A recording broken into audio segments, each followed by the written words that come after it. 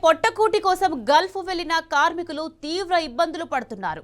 Gulf కార్మికుల గొడును కేంద్ర రాష్ట్ర ప్రభుత్వాలు పట్టించుకోవడం లేదు. బోర్డాల్లో 12 మంది తెలంగాణ కార్మికులు చిక్కుకున్నారు. ఆ కార్మికుల గొడును రేవంత్ సర్కార్ ఆలకించడం లేదని మాజీ మంత్రి హరీష్ రావు మండిపడ్డారు. నిర్మల్, కామారెడ్డి, నిజామాబాద్, జగిత్యాల, సిద్దిపేటకు చెందిన కార్మికులు జోర్డాన్లో బిక్కుబిక్కుమంటున్నారని గుర్తు చేశారు. అక్కడ ఉండేందుకు వారి చేతిలో చిల్లిగవ్వ లేదన్నారు. తిరిగి దేశం వచ్చేందుకు కంపెనీలు అనుమతి ఇవ్వడం లేదని, దీంతో అక్కడే మగ్గిపోతున్నారని ఆగ్రహం వ్యక్తం చేశారు.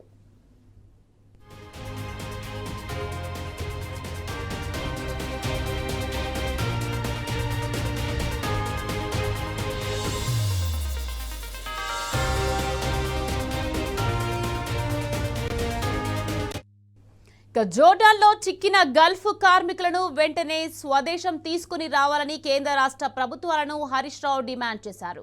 రాష్ట్రంలో ఇప్పటికీ గల్ఫ్ పాలసీ ఏర్పాటు చేయలేదని ఫైర్ అయ్యారు. ఎన్ఆర్ఐ పాలసీకి అతిగతి లేదని విమర్శించారు. కనీసం టోల్ ఫ్రీ నంబర్ ఏర్పాటు చేయలేదని మండిపడ్డారు. జోర్డాన్లో చిక్కిన 12 మంది గల్ఫ్ కార్మికులను వెంటనే వెనక్కి తీసుకోవాలని సీఎం రేవంత్ కేంద్ర మంత్రులు కిషన్ రెడ్డి, బండి సంజయ్ను డిమాండ్ చేశారు.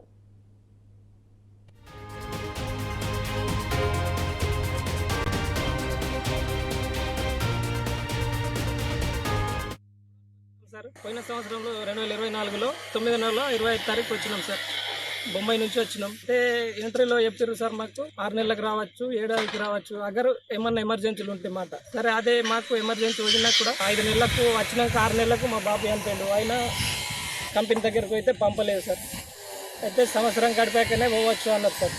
అందువల్ల సంవత్సరం గడిపాక పోతామని 2 నెలల ముందు చెప్పమన్నారు సార్. 2 నెలల ముందు సంది కూడా డ్యూటీ పోకుండా వచ్చి కంపెనీకి ఆఫీస్కి చెప్తే ఎవరు కూడా కేర్ చేయలేదు. సరే మేము పంపిస్తాం, మెయిల్ చేస్తాం, అది ఇది అన్నారు సార్.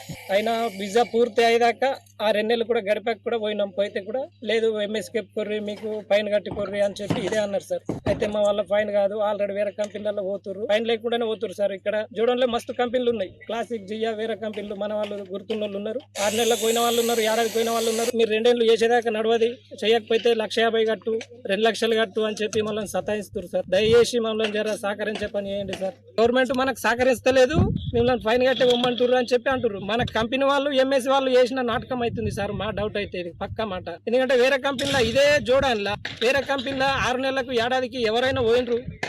ఇది ఎందరితోనో ఇన్నము మాట, ఇది వాస్తవంగా ఉన్నది సార్. వీళ్ళు కూడా బొమ్మని చెప్పారు, కాకపోతే ఇప్పుడు అబద్ధం ఆడి మాకు తెలియదు అంటారు సార్. జర దయచేసి మమ్మల్ని ఇంటికి తెచ్చే పరిస్థితి చేయండి సార్. ఇంటికాడ ప్రాబ్లాలు ఉండే వస్తున్నాం సార్.